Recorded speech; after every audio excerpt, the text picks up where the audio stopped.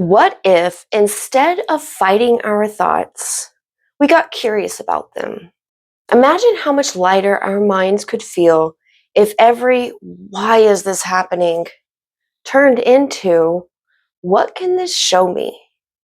Hello and welcome back to Torches, Yoga and Mindfulness. I'm Lauren and I'll be your coach. Thank you so much for joining me today. Today we're going to dive into the third skill of mindfulness, and that's curiosity. If you've been with me all along, you've built a strong foundation of awareness and compassion, and now we're ready to add in open curiosity. And open curiosity is the practice and a wonderful tool that helps us turn everyday reactions into opportunities of deeper understanding. Open curiosity is the practice of being genuinely interested in your experiences, the thoughts and emotions, the sensations, and the external events, without jumping to labeling them as good, bad, right, or wrong. Instead of reacting, we pause and internally ask, what is this showing me? What is this? So, my friend, let's talk about what it means to live with open curiosity, how we can practice it, and of course, I want to get into what it does in our brains. So, let's start there. When we approach an experience with open curiosity, rather than judgment, fascinating things happen in our brains. A study published in 2010 concluded that curiosity activates regions of our brain like the anterior cingulate cortex and the prefrontal cortex. Now you may be wondering, Coach Lauren, why or what does it mean that these areas of our brains are activated? I'm going to tell you. So the anterior cingulate cortex, also known as the ACC, this region of our brain gets engaged and activated when we notice conflict. And I don't mean the type of conflict between you and that passive-aggressive family member. I mean when the math isn't mathing, when we're like, wait a second, something doesn't make sense here. That's when our ACC kicks in to help us with our rationale and that problem solving. When we're curious, the prefrontal cortex helps to kind of tame and temper down our emotional reactivity. It doesn't shut out emotions altogether, it just helps to kind of regulate them. And that regulation disrupts our default habits of avoidance and defensiveness, leaving space for growth, learning, and flexible thinking. What I also find amazing is that while the ACC and the PFC are engaged during these moments of curiosity, the amygdala, the part of our brain that is our fear response, its activity actually goes down. And that shift tells us something powerful. That tells us that when we're in moments of curiosity, when we're approaching with curiosity, we're not in defense mode. We're perceiving that moment and that experience as safe enough to explore, which opens the door for presence, discovery, and especially growth.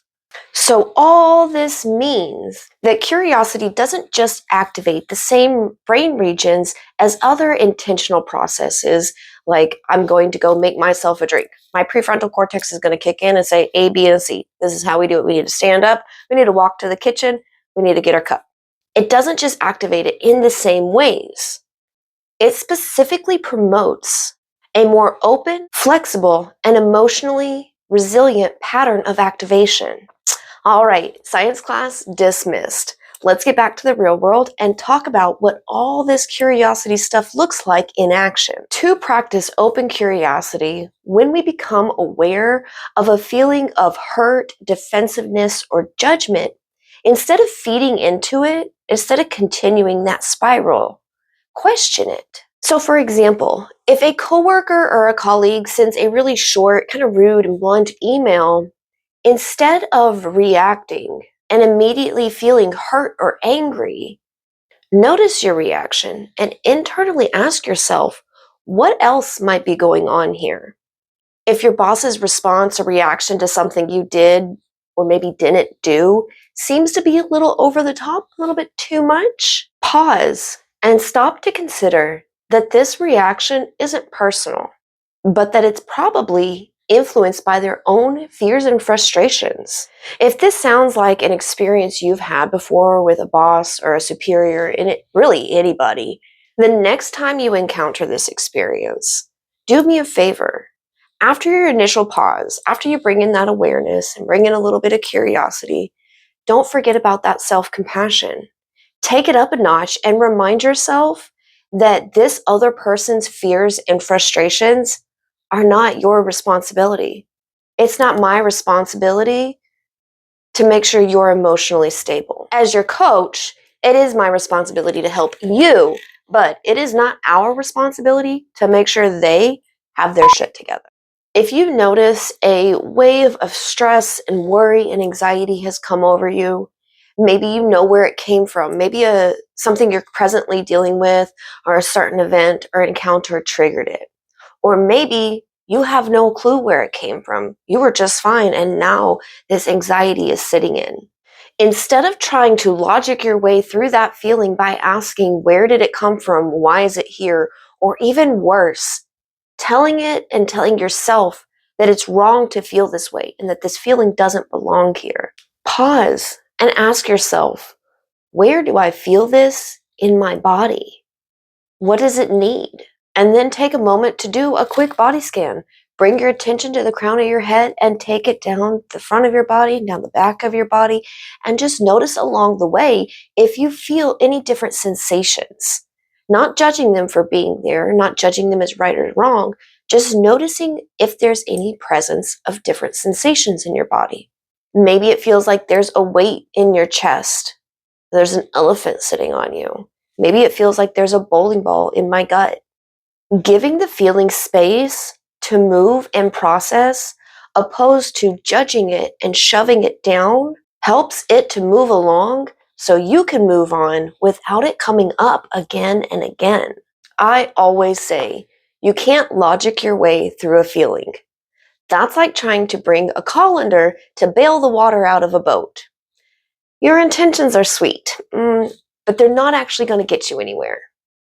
So when we don't use open curiosity in our day-to-day lives, maybe we're going to spend the rest of the day mad about that email we got from our coworker. Maybe we're going to be stewing for the rest of the day about the way our boss talked to us or reacted.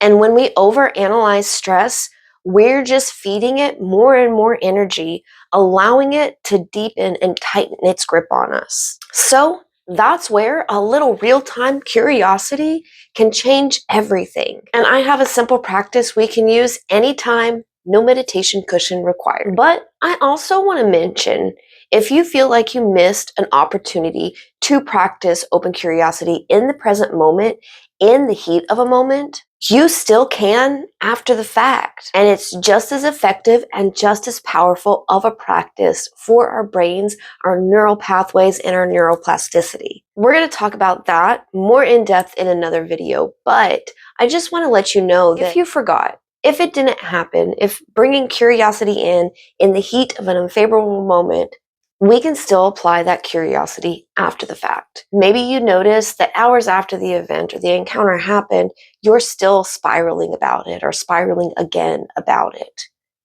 This is another opportunity to bring in open curiosity. When we bring open curiosity into these thought spirals, it turns that thought spiral into a moment of reflection.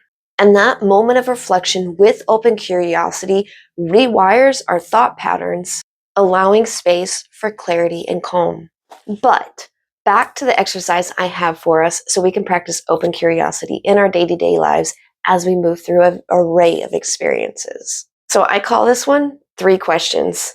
And all you got to do is pause, take a breath, and ask yourself one of these 3 questions.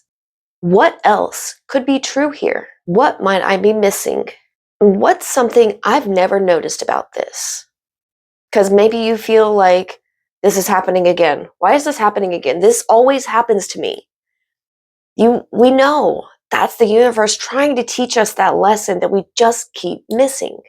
So we got to bring that curiosity in, to be open to see it. And it doesn't have to be just an unfavorable event that we bring this open curiosity in. Whether you're spiraling over a comment a friend or somebody made, or you're just zoning out while you're standing in line at the grocery store. These questions gently nudge our brain out of that autopilot and into exploration.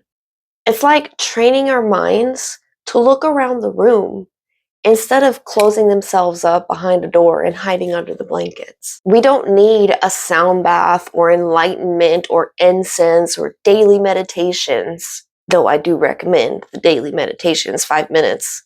Come on now. We just need a little willingness to wonder instead of assume. And we can shift from overanalyzing to open curiosity. So, my friend, give this 3-question practice a try this week, and definitely make sure you check out my 10-minute guided meditation on connecting with your open curiosity and your own wonder. That is all I have for you today, friend. Thank you for sharing a piece of your day with me. And remember, if you haven't already, tap that like and subscribe button so you don't miss any of the future uploads. And head on over to Instagram. Follow me there for your daily dose of mindfulness. In the meantime, stay present, stay kind to yourself, and I'll see you soon.